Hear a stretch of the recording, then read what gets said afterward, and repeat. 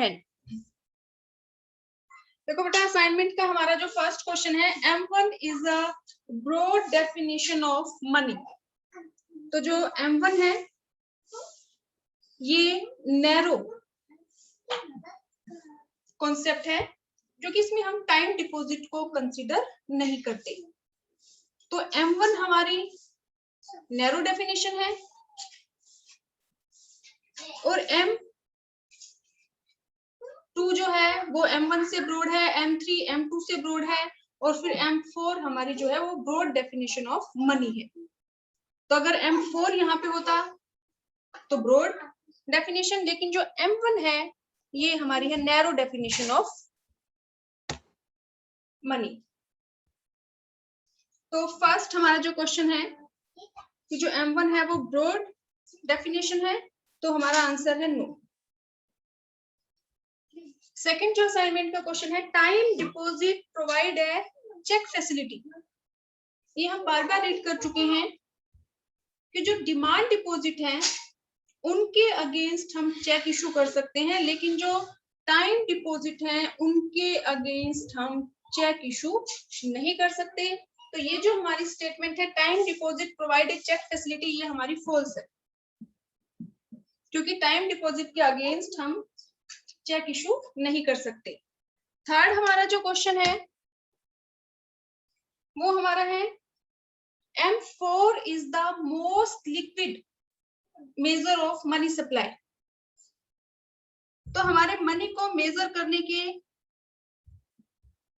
चार हमारी कॉन्सेप्ट है, M1 M2 M3 M4। और ये क्वेश्चन मैं आपको कई बार क्लास में बता चुकी हूँ, फिर भी बहुत सारे स्टूडेंट ने रॉन्ग किया है। ये जो M1 है ये मोस्ट लिक्विड फॉर्म है मनी सप्लाई की। M1 सबसे ज्यादा लिक्विड है, उसके बाद M2, फिर M3 और फिर M4। तो M1 is the most liquid measure of money supply, यानी कि M4 हमारे क्वेश्चन में गिवन है M4 is the most liquid, तो ये हमारा है false. Third question. Fourth question हमारा है money supply relates to the availability of money held with the public. तो मनी सप्लाई का हमने जो मीनिंग हमने रीड किया था वो यही था कि मनी सप्लाई क्या है, stock of money held by people of a country. तो ये जो फोर्थ हमारा क्वेश्चन है ये है ट्रू। असाइनमेंट का फिफ्थ जो क्वेश्चन है, the government and the banking system are not considered as public as they are the producers of money. तो ये स्टेटमेंट हमारी ट्रू है कि जो गवर्नमेंट है और जो बैंकिंग सिस्टम है, तो गवर्नमेंट के पास जो मनी है या हमारे बैंकिंग सिस्टम का जो कैश रिजर्व है उसको हम मनी सप्लाई में कंसीडर नहीं करते, क्योंकि वो सप्लायर हैं मनी के। तो इसीलिए हम ये कह रहे हैं कि जो गवर्नमेंट है और बैंकिंग सिस्टम है उनको हम पब्लिक कंसीडर नहीं करते, पब्लिक नहीं मानते, क्योंकि मनी सप्लाई का हमारा जो मीनिंग है वो यही है, currency held by people of a country at a point of time. तो क्योंकि गवर्नमेंट और बैंकिंग सिस्टम का जो कैश रिजर्व है उसको हम मनी सप्लाई में कंसीडर नहीं करते, इसीलिए गवर्नमेंट और बैंकिंग सिस्टम को हम पब्लिक नहीं मान सकते। तो ये हमारा ट्रू है। असाइनमेंट का सिक्स्थ आपका जो क्वेश्चन है, the maximum limit to accept payment in coins. तो वो हमारी है 1000 रुपीज से ज्यादा हम किसी को फोर्स नहीं कर सकते कि वो कॉइन्स में पेमेंट को एक्सेप्ट करे। सेवेंथ जो क्वेश्चन है, मनी सप्लाई इज अ। तो हमें पता है कि जो कॉन्सेप्ट है स्टॉक भी हो सकता है, फ्लो भी हो सकता है। अगर किसी भी वेरिएबल को हम मेजर करते हैं at a point of time तो वो हमारी स्टॉक कॉन्सेप्ट है। और मनी सप्लाई का तो मीनिंग ही क्या है, currency held by public of a country at a point of time. तो जो हमारी मनी सप्लाई है, सेवेंथ जो क्वेश्चन है असाइनमेंट का, वो हमारी स्टॉक कॉन्सेप्ट है। नेक्स्ट जो क्वेश्चन है, हाई पावर्ड मनी इंक्लूड्स। ये हाई पावर्ड मनी इंक्लूड्स, ये क्वेश्चन मैंने आपको बार बार क्लास में कराया है कि हाई पावर्ड मनी में हम इंक्लूड करते हैं first cash held by public,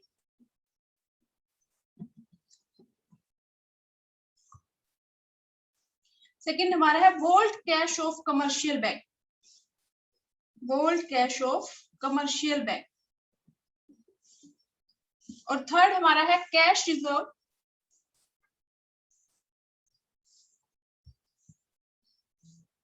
kept with RBI by commercial bank। तो हाई पावर्ड मनी कि हमारे 3 कंपोनेंट है। कई स्टूडेंट ने लिख रखा है पब्लिक कमर्शियल बैंक, लेकिन ये आपको कंप्लीट लिखना है कैश हेल्ड बाय पब्लिक, और second volt cash of commercial bank, and third cash reserves of commercial bank which they kept with RBI. और जो हाई पावर्ड मनी है इसको हम बेस मनी या मॉनेटरी बेस भी बोलते हैं। नेक्स्ट हमारा जो क्वेश्चन है components of money supply.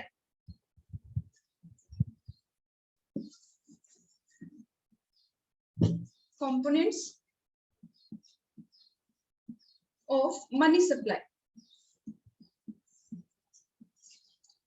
Money supply को मेजर करने के हमारे 4 मेथड्स हैं, 4 कॉन्सेप्ट हम यूज करते हैं, M1, M2, M3, M4।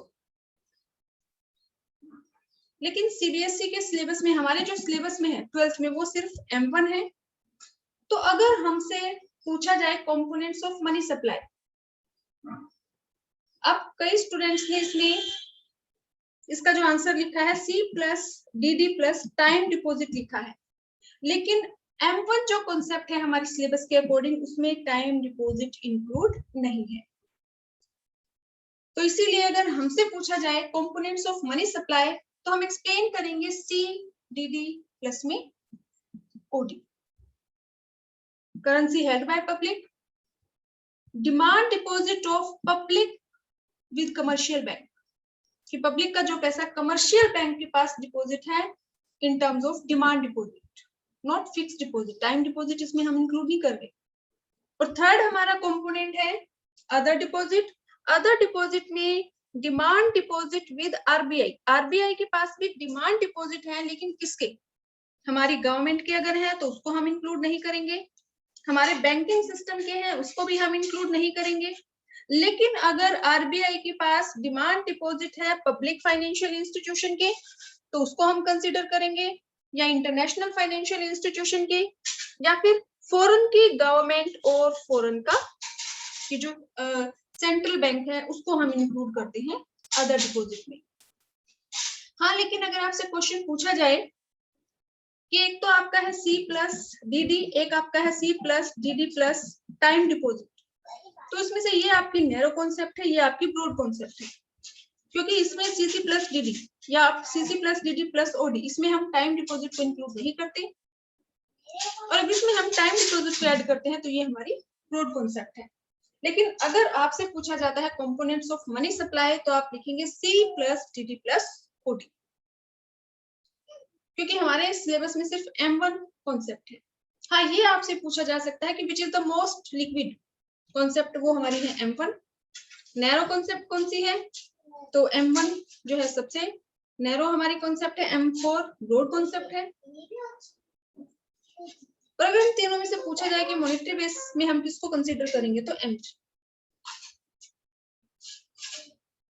और अगर हमसे पूछा जाए कि हाई पावर्ड मनी या मॉनेटरी बेस के कंपोनेंट, तो हम ये 3 कंपोनेंट एक्सप्लेन करेंगे, cash held by public, vault cash by commercial bank, और cash reserves of commercial bank with RBI. Next हमारा क्वेश्चन है the function of money which facilitates borrowing and lending of transactions.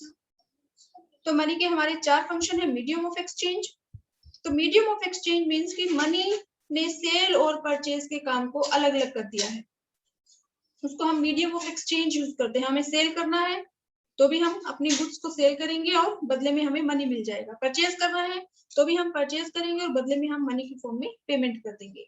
Second हमारा function है common unit of value या major of value. तो money का जो ये फंक्शन है, ये मनी के मेन फंक्शन है, medium of exchange and major of value. और बाकी जो फंक्शन है store of value, transfer of value या स्टैंडर्ड फॉर डेफर्ड पेमेंट वो मनी के सेकेंडरी फंक्शन है। तो अगर आपसे पूछा जाए कि मेन फंक्शन कौन सा है या सेकेंडरी फंक्शन कौन से हैं, तो मीडियम ऑफ एक्सचेंज और measure of value main function है मनी के, और store of value, transfer of value, standard for deferred payment ये सेकेंडरी फंक्शन है मनी के।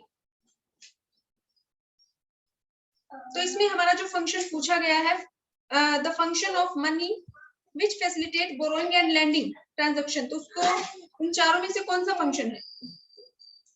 बोरोइंग और लैंडिंग है, वो फ्यूचर से रिलेटेड है, क्योंकि अगर हम बोरो करेंगे तो भी हमें फ्यूचर में पेमेंट करनी है, किसी को अगर हम लैंड कर रहे हैं, उधार दे रहे हैं, तो भी फ्यूचर में हमें वो पैसा वापस मिलेगा। तो ये जो फंक्शन है ये है standard for deferred payment. Next हमारा असाइनमेंट का क्वेश्चन है, in India coins are issued by ministry of finance और आरबीआई। ये मैंने आपको कई बार क्लास में कराया है। Who are the suppliers of money?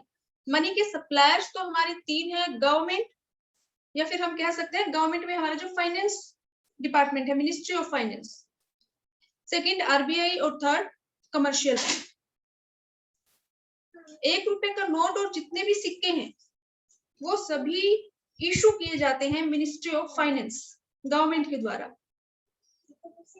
और बाकी के जितने भी पेपर करेंसी है हमारी वो इशू किए जाते हैं आरबीआई के द्वारा। कमर्शियल बैंक है वो मनी की सप्लाई तो करते हैं, क्योंकि जो उनके पास प्राइमरी डिमांड डिपॉजिट है उसका कई गुना मनी वो क्रिएट करते हैं in the form of demand deposit या बाय गिविंग लोन, लेकिन commercial bank have no authority of issuing note, वो नोट इशू नहीं कर सकते। तो इसमें कई स्टूडेंट्स ने दोनों को ही फिल कर रखा है, मिनिस्ट्री ऑफ फाइनेंस और आरबीआई। तो कॉइन्स अगर है या 1 रुपए का नोट है तो मिनिस्ट्री ऑफ फाइनेंस, और बाकी के जितने भी पेपर करेंसी है वो सारी इशूड बाय आरबीआई।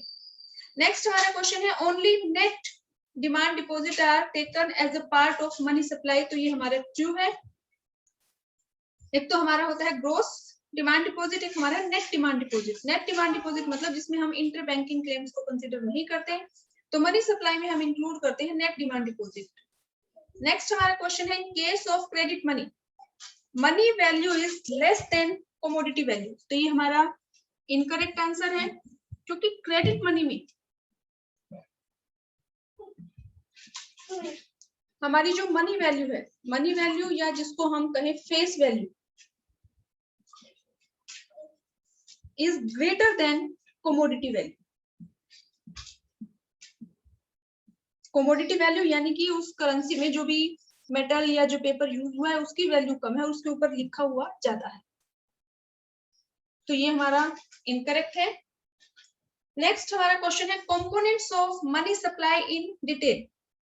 तो कंपोनेंट्स ऑफ मनी सप्लाई में मैं आपको बार बार बता रही हूँ, हमें वही 3 कंपोनेंट एक्सप्लेन करने हैं, C plus DD plus OD. कई स्टूडेंट्स ने लिखा है C plus DD plus time deposit, तो वो आपका इनकरेक्ट तो नहीं है बेटा, लेकिन अकॉर्डिंग टू आवर सिलेबस हम मनी सप्लाई को मेजर करने की 4 कॉन्सेप्ट है, M1, M2, M3 और M4। हमारे सिलेबस में M1 है, इसीलिए अगर आपसे कंपोनेंट्स पूछे जाए ऑफ मनी सप्लाई तो आप एक्सप्लेन करोगे C currency held by public, DD demand deposit of public with commercial bank, and OD, OD means other deposits, means demand deposit with RBI. RBI के पास डिमांड डिपॉजिट है किसके? Public financial institution, foreign financial institution, foreign की government and foreign का central bank.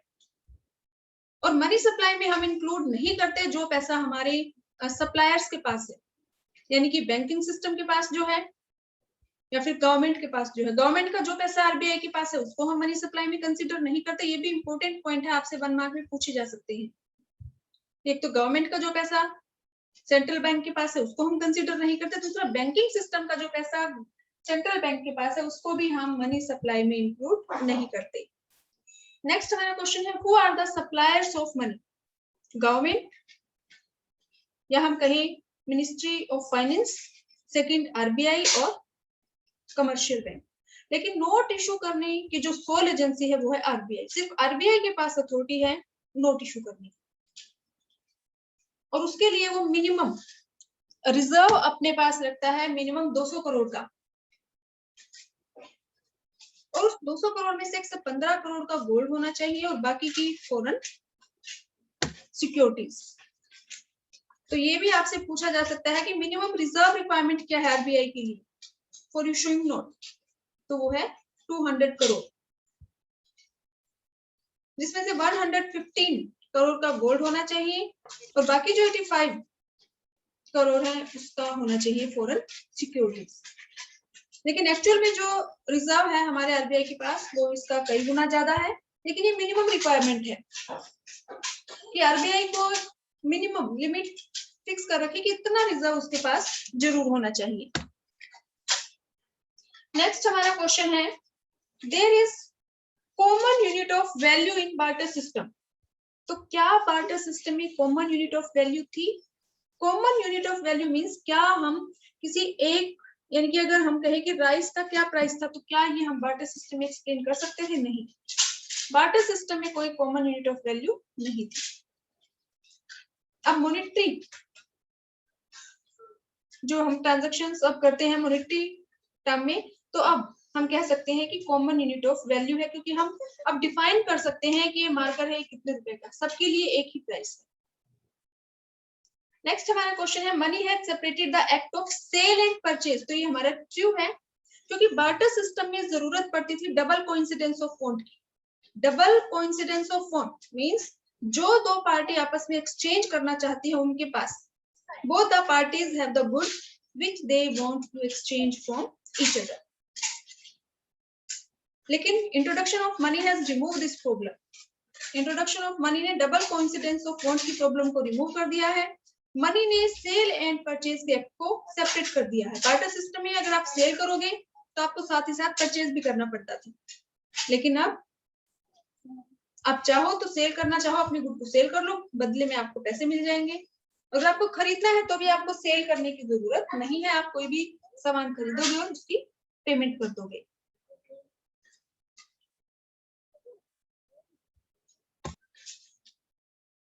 हर एक country में एक central bank होता है जो इकोनॉमी में जो भी बैंकिंग सिस्टम है या जो फाइनेंशियल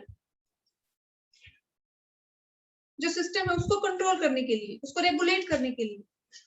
तो इंडिया में भी सेंट्रल बैंक है और हमारा जो सेंट्रल बैंक है वो है RBI, reserve bank of India. It was established in 1935 according to RBI Act 1934 और इसका जो नेशनलाइजेशन हुआ वो हुआ 1949 में। हमारा टॉपिक है functions of central bank.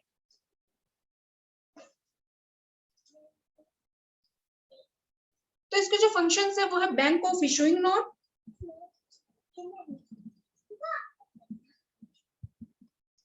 Bank of issuing notes. तो हमारा जो सेंट्रल बैंक है आरबीआई है, सिर्फ उसी के पास अथॉरिटी है नोट इशू करने की। RBI is the sole agency of issuing note और किसी के पास अथॉरिटी नहीं है नोट इशू करने की। और जो भी नोट इशू किए जाते हैं आरबीआई के थ्रू उसको हम बोलते हैं फिएट मनी या फिर लीगल टेंडर।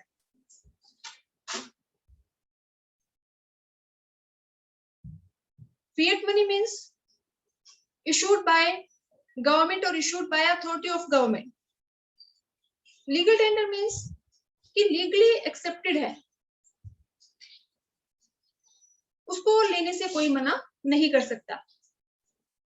और इस नोट इशू करने के लिए जो आरबीआई है वो मिनिमम 200 करोड़ का मिनिमम रिजर्व अपने पास रखता है। मींस इतना रिजर्व उसके पास होना चाहिए, जिसमें से 115 करोड़ का गोल्ड और बाकी 85 करोड़ का फॉरेन सिक्योरिटी। और सेंट्रल बैंक का ये जो फंक्शन है नोट इशूइंग का, इसको हम बोलते हैं currency authority function of central bank.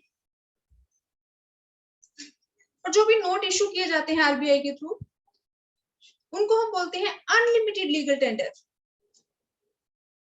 Unlimited legal tender means कितनी भी बड़ी अमाउंट की ट्रांजैक्शन हो कितनी भी बड़ी अमाउंट की आपको पेमेंट करनी हो, कोई उसको लेने से मना नहीं कर सकता, क्योंकि वो लीगली एक्सेप्टेड होती है for medium of exchange.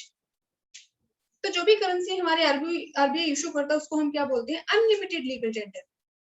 Next जो फंक्शन है वो है banker to the government.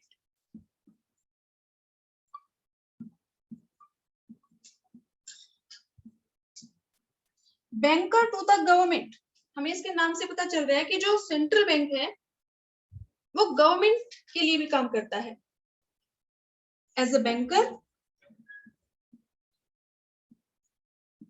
As an agent और as an adviser.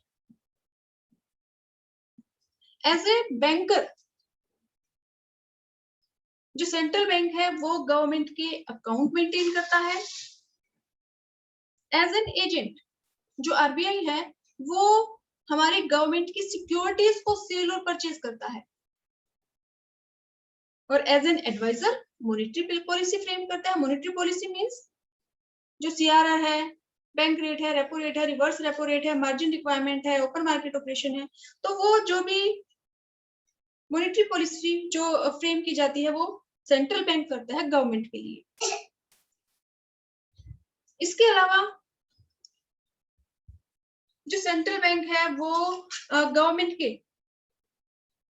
Deficit financing भी करता है। Financing of deficit budget, deficit means घाटा, कि अगर गवर्नमेंट की एक्सपेंडिचर ज्यादा है और उसकी रिसिप्ट कम है तो उस केस में जो गवर्नमेंट है वो आरबीआई से लोन भी लेती है। आरबीआई उस सिचुएशन में गवर्नमेंट को लोन प्रोवाइड करता है। नेक्स्ट जो फंक्शन है सेंट्रल बैंक का वो है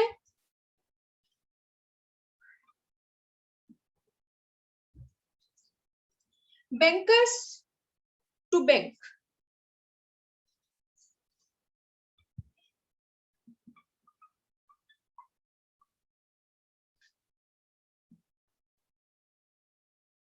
bankers bank and supervisory role. तो जो सेंट्रल बैंक है वो बैंकों का बैंक है, यानी कि जो भी हमारा बैंकिंग सिस्टम है उसको कंट्रोल करता है। तो बैंकर्स बैंक में हमें एक्सप्लेन करना है कि जैसे हमारे जो रिलेशन कमर्शियल बैंक के साथ है, यानी कि जब भी हमारे पास एक्स्ट्रा पैसे होते हैं, एक्स्ट्रा कैश होता है, तो हम बैंक में डिपॉजिट करा देते हैं और बदले में बैंक हमें इंटरेस्ट देता है। और जब भी हमें लोन की जरूरत होती है तो हम बैंक से लोन ले लेते हैं और बदले में इंटरेस्ट पे कर देते हैं। तो जो रिलेशन हमारा कमर्शियल बैंक के साथ है सेम वही रिलेशन कमर्शियल बैंक का आरबीआई के साथ है, कि कमर्शियल बैंक के पास अगर एक्स्ट्रा कैश रिजर्व है तो वो आरबीआई के पास डिपॉजिट करा देते हैं और आरबीआई बदले में उनको कमर्शियल बैंक को इंटरेस्ट देता है, जिसको हम बोलते हैं रिवर्स रेपो रेट। ऐसे ही अगर कमर्शियल बैंक को लोन की जरूरत है, पैसे की जरूरत है, तो वो आरबीआई को अप्रोच करता है। आरबीआई कमर्शियल बैंक को लोन प्रोवाइड करता है और बदले में जो इंटरेस्ट चार्ज करता है उसको हम बोलते हैं रेपो रेट और बैंक रेट। इसके अलावा जो सेंट्रल बैंक है वो कमर्शियल बैंक के लिए क्लियरिंग हाउस फंक्शन भी परफॉर्म करता है।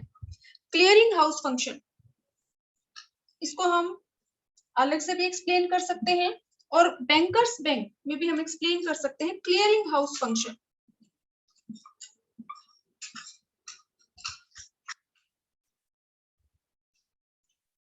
क्लियरिंग हाउस फंक्शन मींस कि for example there are two banks A and B. Bank A have the checks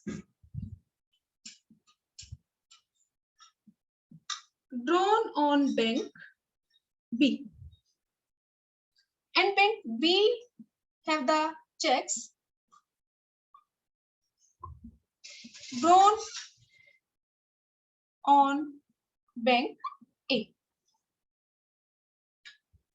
कि A बैंक के पास B बैंक के चेक है। कि फॉर एग्जांपल अगर दो पर्सन है, राम जिसका अकाउंट A बैंक में है और दूसरा पर्सन का नाम है श्याम जिसका अकाउंट B बैंक में है। अब अगर श्याम को पेमेंट करनी है राम को और वो उसको चेक दे दे तो श्याम किस अकाउंट का चेक देगा? B अकाउंट का। बी बैंक के अकाउंट का, क्योंकि श्याम का अकाउंट बी बैंक में है, तो श्याम चेक दे देगा राम को 15,000 का फॉर एग्जाम्पल। तो अब राम इस चेक को कहाँ लगाएगा? क्या वो इस 15,000 के लिए श्याम के बैंक में अपना अकाउंट ओपन कराएगा? नहीं, वो अपने ही बैंक यानी कि ए बैंक में इस चेक को जमा कर देगा। अब जो ए बैंक है उसकी ड्यूटी है वो कुछ चार्जेस ले लेगा, और जो 15,000 रुपीज है वो बी बैंक से ले लेगा। ऐसे ही अगर राम को पेमेंट करनी है बी को 10,000 की, तो राम ने बी को चेक दे दिया 10,000 का। तो राम ने जो चेक दिया है वो ए बैंक का दिया है, और बी इसको कहाँ लगाएगा? अपने, श्याम इसको कहाँ लगाएगा? अपने बैंक बी में। तो it means bank A has the cheque drawn on bank B and bank B has the cheques which are drawn on bank A. तो जो A बैंक है उसको B बैंक से लेने हैं 15,000 रुपीज, और B बैंक को A बैंक से लेनी है 10,000 रुपीज फॉर एग्जाम्पल।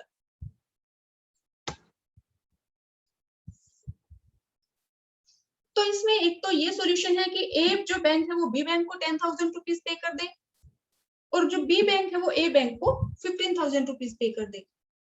ये तो हमने सिर्फ एग्जांपल लिया एक छोटी सी अमाउंट का, लेकिन एक्चुअल में जो ये इंटर बैंकिंग क्लेम्स हैं ये हो सकते हैं कि करोड़ों में। तो उस सिचुएशन में अगर ए बैंक को पेमेंट करनी है बी को 10,000 और बी को पेमेंट करनी है ए को 15,000, तो क्योंकि जितने भी कमर्शियल बैंक हैं सबके अकाउंट होते हैं सेंट्रल बैंक के पास, तो सेंट्रल बैंक इनके अकाउंट्स के थ्रू डेबिट और क्रेडिट करके इनके अकाउंट को सेटल कर देता है। यानी कि जो 10,000 की जो अमाउंट है उसको तो सेंट्रल बैंक इनके अकाउंट्स के थ्रू सेटल कर देगा। अब जो एक्स्ट्रा अमाउंट है 5,000 वो बी बैंक ए बैंक को ट्रांसफर कर देगा। तो इस केस में जो कैश की जरूरत है वो कम पड़ेगी, क्योंकि दोनों के 10,000 इक्वल है। ए बैंक को देनी है बी को और बी को पेमेंट करनी है ए को। तो सेंट्रल बैंक इनकी जो ऐसी जो ट्रांजैक्शंस है, इक्वल जो ट्रांजैक्शंस है, उनको वो उनके अकाउंट के थ्रू ही सेटल कर देता है। और इस फंक्शन को परफॉर्म करने का फायदा ये है कि जो बैंक है उनको कैश की जरूरत कम पड़ती है। अब नेक्स्ट जो फंक्शन है सेंट्रल बैंक का वो है, जो सेंट्रल बैंक है वो है बैंकर्स बैंक। और बैंकर्स बैंक मींस कि जो सेंट्रल बैंक है वो हमारा अपेक्स बैंक है, सारे बैंकों का हेड है, सारे बैंकिंग सिस्टम को कंट्रोल करता है, रेगुलेट करता है। तो एक तो जो सेंट्रल बैंक है वो कमर्शियल बैंक का जो डिपॉजिट है उसको एक्सेप्ट करता है और बदले में इंटरेस्ट पे करता है। सेकंड, अगर कमर्शियल बैंक को लोन की जरूरत है तो आरबीआई उनको लोन प्रोवाइड कराता है। तीसरा, जो सेंट्रल बैंक है वो कमर्शियल बैंक के लिए क्लियरिंग हाउस फंक्शन भी परफॉर्म करता है, यानी कि उनकी जो आपस की देनदारी लेनदारी है वो जितनी बराबर की जो लेनदारी देनदारी की 10,000 पेमेंट करनी है ए को बी को और इतनी ही पेमेंट करनी है बी बैंक करेगा ए बैंक को। तो ऐसे जो ट्रांजैक्शन उनको उनके अकाउंट्स के थ्रू ही क्लियर कर देता है डेबिट और क्रेडिट करके। जैसे आपने पार्टनरशिप अकाउंट में एंट्रीज की होंगी कि जिस से पैसे लेने हैं जिस पार्टनर से उसके अकाउंट को डेबिट कर दे और जिसको पेमेंट करनी है जिसके अकाउंट में ट्रांसफर करने हैं उसको हम उसके अकाउंट को क्रेडिट कर देते हैं। तो ऐसे ही जो सेंट्रल बैंक है वो भी इन बैंकों के अकाउंट्स के थ्रू इनकी आपस की जो लेनदारी देनदारी है उसको सेटल कर देता है। इसके अलावा जो सेंट्रल बैंक है वो सुपरवाइज भी करता है कमर्शियल बैंक को, चेक करता है कि क्या जो डायरेक्शन सेंट्रल बैंक ने कमर्शियल बैंक को दी है क्या कमर्शियल बैंक उन डायरेक्टिव्स को फॉलो कर रहे हैं या नहीं कर रहे। जो सीआरआर एसएलआर की रेट सेंट्रल बैंक ने फिक्स की है क्या उसको वो फॉलो कर रहे हैं या नहीं फॉलो कर रहे। तो जो सेंट्रल बैंक है वो बैंकर्स है, बैंकों का बैंक है और साथ में उनको सुपरवाइज भी करता है। नेक्स्ट जो फंक्शन है वो है लेंडर ऑफ लास्ट रिजोर्ट। बहुत इंपॉर्टेंट फंक्शन है ये, lender of last resort. Lender of last resort means हमें पता है कि कमर्शियल बैंक जो उनकी प्राइमरी डिमांड डिपॉजिट है उनका कई गुना मनी वो क्रिएट करते हैं